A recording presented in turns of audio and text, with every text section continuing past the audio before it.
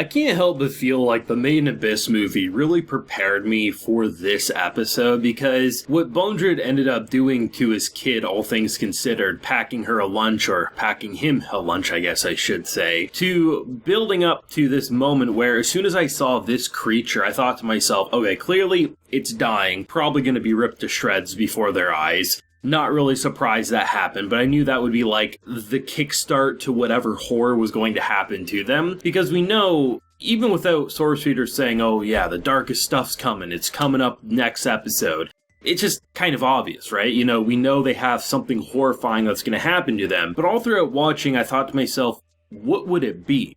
Like, what, is it just going to be like a visual thing of like something happens, whether that's them trying to ascend, drinking bad water, eating bad food, they turn from the inside out into abominations, and that kind of happens and kind of goes where I think most people are probably going to let their train of thoughts progress to. But it's the final moments of the episode that definitely, it equals the Made in Abyss movie for me. And I know a lot of people are going to say this is the darkest moment, hands down 10 times worse than Bondred's, but personally, for me, I think it's pretty much equal, in my opinion. I think they both serve two equally disturbing thought processes. But I think when you put yourself in these characters' shoes, it's very easy to see how they ultimately came to that conclusion. Whether it's, do we continue drinking water, or do we basically go dehydrated? Yeah, the water's poisonous, but I mean, if you haven't been tainted yet, I mean, is it really worth going thirsty over? Probably not. To the point of, well, we have a wish-granting egg. Options are to die, or to give this egg to a child and hope for the best.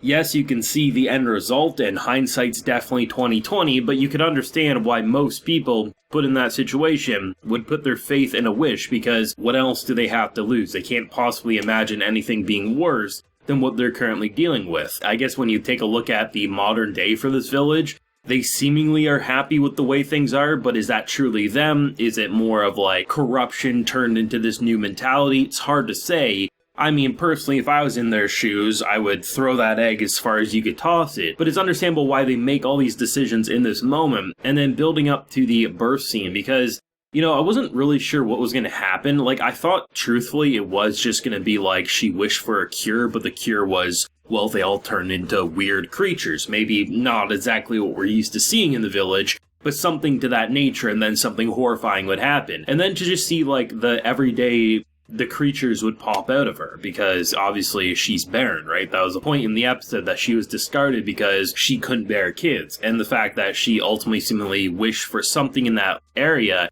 and because she can't properly give birth, probably like a clouded judgment, I imagine. Like, you know, she was raised and thrown away because you're worthless. I wonder if, as wishing for something like the ability to give birth, you know, she had those like mother's doubts in her mind or something that ultimately corrupted it. Is it like always doomed to be cursed, or is it something that if you 100% get your wish right, it could be a saving grace? Hard to say, because I don't think they're going to be able to attempt it a second time, but to see the cycle and then to just build up into the final moments where, you know, the person who's kind of taking care of everyone, I mean, just talk about carrying the world on your shoulders. You're already in a shitty situation. The person you're trying to care for the most is turning into some abomination, and everyone's saying, like, you're our only hope. Like, that's gotta be stressful. And then you're dying, and, you know, the only thing you can think of isn't about saving the people you care for, but just wanting a drink of water. Like, they did such a great job, both with the visuals, the kind of dried up lips, to the bodies looking from,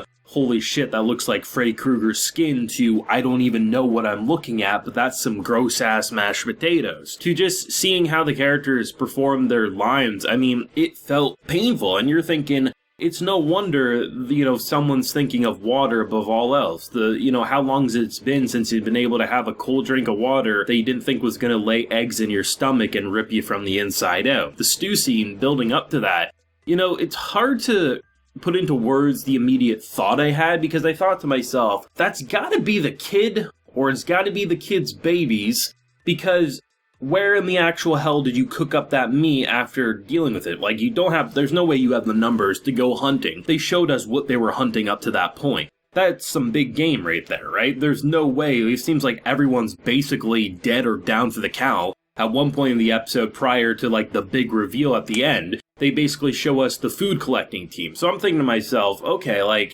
it's gotta be that, but like, there's gotta be like something else. Like, that was like my initial thought, I guess, and then the final moments build up that glare, and you just see everything click. It's pretty much exactly like that initial reaction, but somehow, despite thinking that's what was gonna happen, it kind of blindsided me. And it's such an odd way that Made in Abyss goes about its shocking moments, because while season 1 was definitely shocking and it had its weird ass depressing moments, it's the movie that really cemented and said this is the type of horror to expect. So when we initially saw this group and then we realized that group was in the village and just obviously we saw what happened to them, I knew when we got their backstory it would be in line with the Made in Abyss movie. It would be in line with Bondred and just the weird ass shit he did and the disgusting shit he did. I think what Made in Abyss gets right is that rather than trying to up itself anymore, I know some people are going to say this is the darkest moment or it's 10 times worse than Bondred's moment. For me, like I said, it's right on the same level.